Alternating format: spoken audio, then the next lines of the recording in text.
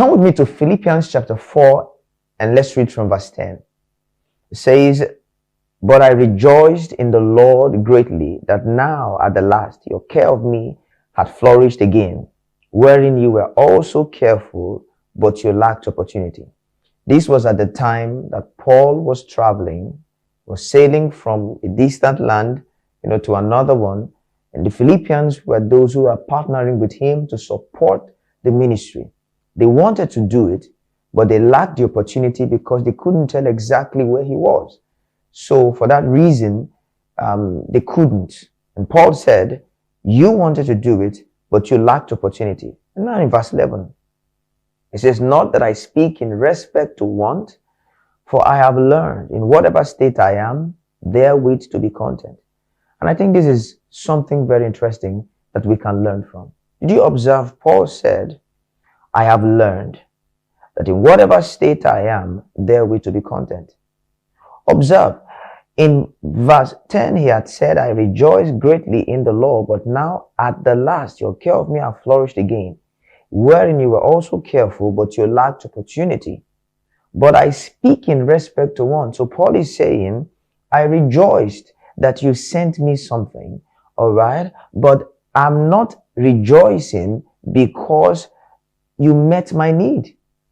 He is saying, because I have learned that in whatever state I am, therewith to be content.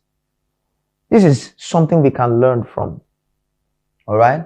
Contentment is something to learn. Contentment is something that can be taught. You can teach yourself to be contented. You can learn to be contented. Contentment is a choice. See, a lot of us think that contentment is a result of what happens to us. So if you have things, well, if only I can get this, if I have this, if this was in place and that was in place, then I would be happy. See, your happiness should not be based on outward circumstances. If you put your happiness on outward things, you are depending on what you have or what you don't have to be happy. You're never going to be happy, because truly you will not get everything in perfect condition. You are putting your happiness in outward things or in people's attitude towards you. If they treat you well, you will be happy. And if they don't treat you well, then you will be depressed, or you will be sad, or you will be unhappy. You are putting too much power on outward things. Paul said, I've learned to be contented. And this is what we must all learn to do. Come with me to verse 12. "I know both how to be abased and I know how to abound." See that? I know how to live in plenty. I know how to live with little. You see that? Everywhere and in all things, I'm instructed both to be full and to be hungry, both to abound and to suffer need. You see that? I'm instructed. I know how to handle whether I have in plenty, whether I have in little. I know whether I get compliments or I don't get compliments. I know how to handle my emotions. You see that? Whether people talk good about me or they talk bad about me, I know how to, be happy. I know how to be content. I know how to maintain my emotions. That's what Paul is saying here. So we can learn from this. Actually, contentment is a state of your mind. It's a state of the mind. It's not a state of your being. It's not about what you have. It's not about what happens to you. It's about the conditioning of your mind. And it can be learned. If you put your happiness on people's response to you, on people's treatment to you, on how well they speak to you or of you, if you let those things affect your happiness, then you are putting it outside your power. But if you maintain the consciousness of your happiness, all right, and stay in that state by choice, then you hold the power in your hands and you're not giving it to anybody. Don't give your powers to circumstances. Don't give it to other people. See, when you say things like, the reason I am unhappy is because so person said such things about me. If you say, I am sad because they said this about me, they are saying that about me, what you are saying is that you have put the power for your happiness the power for your joy, the power for your peace of mind to other people. You have put it in the hands of other people and they can do with you whatever they like. You have lost your own power. As a matter of fact, let me show you something Paul said in 1 Timothy chapter 6. Let's go there. In 1 Timothy chapter 6, beginning from verse 1. And this may surprise many of us. 1 Timothy chapter 6 from verse 1, Paul said, let as many servants as are under the yoke count their own masters worthy of all honor, that the name of God and his doctrine be not blasphemed. Let's hold on a minute. This is what Paul is saying. He said, as many servants as are under the yoke should count their master worthy of all honor. I thought Paul would say, as many servants who are under the yoke should fight against their masters to ensure they get their freedom. That's not what Paul said. Let's read further. Verse 2. And they that have believing masters, let them not despise them, because they are brethren, but rather do them service, because they are faithful and beloved, partakers of the benefit. These things teach and exhort. This is interesting. Paul had the authority. He could have outlawed among believers, among the church. He could have put a rule. Paul was highly respected. He could have said, all masters who own slaves, all right, and you are believers, free your slaves. God is against having slaves. Am I saying God is not against having slaves? Of course God is against it. God is not supporting slavery. Neither did Paul support slavery. But you need to understand Paul's mindset. And I believe he was a success in this regard. He said, teach this. He was writing to a pastor, Timothy. He said, teach them this. What is he saying? Paul is placing priority on the state of a man's heart, on the state of who he is. He's teaching them, all right, to see their value and their worth in who they are in their relationship with God, rather than in their surrounding circumstances or in how people treat them. That's what Paul is teaching. Paul is saying it doesn't really matter what happens to you on the outside. It doesn't matter whether they say you are a slave. It doesn't matter if you are in prison. All those things don't matter. As a matter of fact, historians has it that when Paul was writing this, he was in prison.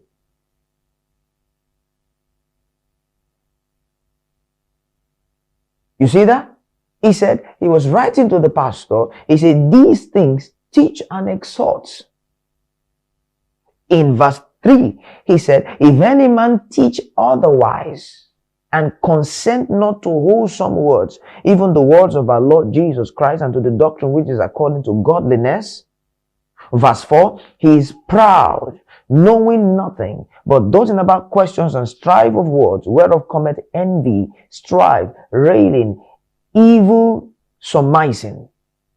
Think about this. Paul is saying, if you are not teaching this, if you are not putting the priority as a pastor or as a teacher or as a leader of God's people, if you're not putting the priority on people being able in the state of their hearts to handle circumstances rather than depending on circumstances for their happiness, depending on circumstances for their joy and their emotions, he says, if you're not teaching that, you're proud. You see that? And you don't know anything. He said, knowing nothing, but doting about questions and strife of words, whereof cometh envy, strife, railing, and evil surmisings. Your problem, your unhappiness, your striving will come because you have placed priority on outside circumstances rather than the state of your heart, rather than your relationship with God by Jesus Christ. Verse 5, it says, perverse disputings of men of corrupt minds and destitute of the truth.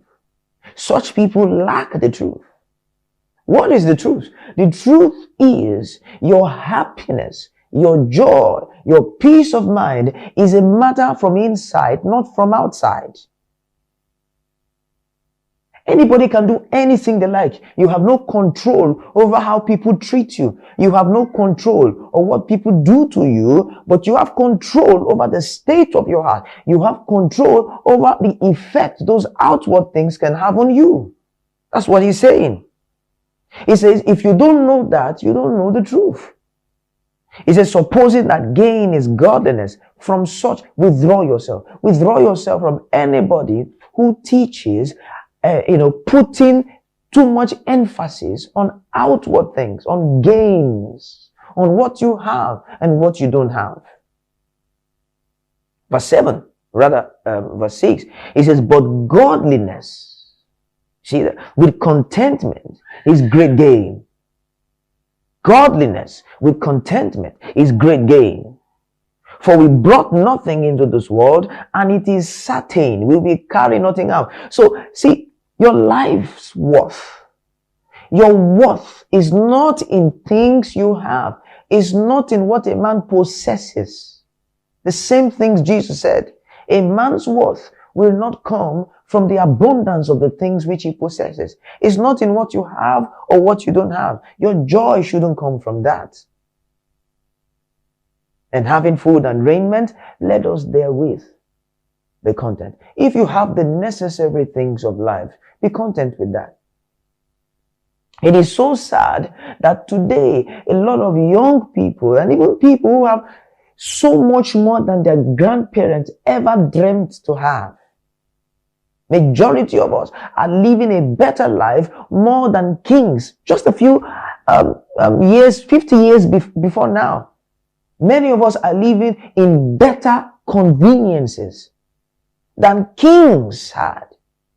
Kings just 50, 60, 70, or maybe 100 years ago didn't even have a fan. Kings needed someone to stand by their sides to fan them. I'm talking in Africa. A lot of us have these conveniences, and yet this generation is the one that has the greatest amount of depression, sadness. It's our mindset. It's the state of our minds. Our fathers had less, and we're happy. We have more, and are still sad. 1 Timothy chapter 6 to verse 11. It says, but thou, O man of God, flee these things, and follow after righteousness, godliness, faith, love, meekness, patience. Paul put emphasis on virtue. He put more emphasis, he put more value on the state of your heart than on outward things. You see that? Paul didn't. It's amazing that Paul did not fight against slavery, whereas he had the power to do it. Why? Because it didn't matter. It didn't matter. It wasn't about outward things. It didn't matter what you have or what you don't have, where you are, in fact, come with me to 1 Corinthians chapter 7 in verse 20. 1 Corinthians 7 and verse 20. This is what Paul said. He said, let every man abide in the same calling wherein he is called. Art thou called being a servant? Hear not of it. Are you a servant? Did you find Christ while you are a slave? So don't make a big deal out of it. Care not of it. But if thou mayest be free, use it rather. If you have opportunity to get your freedom, take advantage of it. But don't think your happiness depends on those things. You see that? Look at verse 22. For he that is called in the Lord, being a servant, is the Lord's free man. If you found Christ while you are a slave, you are the Lord's free man. That's what he's saying. Likewise also, he that is called, being free, is Christ's servant. You are bought with a price. Be ye not servants of men. So what Paul is saying is that actually you are a slave in your mind. It's not about who put you in a cage or who put you in a prison. You are a slave in your mind. If you allow circumstances to rule you, you allow other people's opinion to rule you. He says that's slavery. That's the real slavery. But if you cease to let your your emotions be driven by other people or by outward circumstances, then you are the Lord's free man.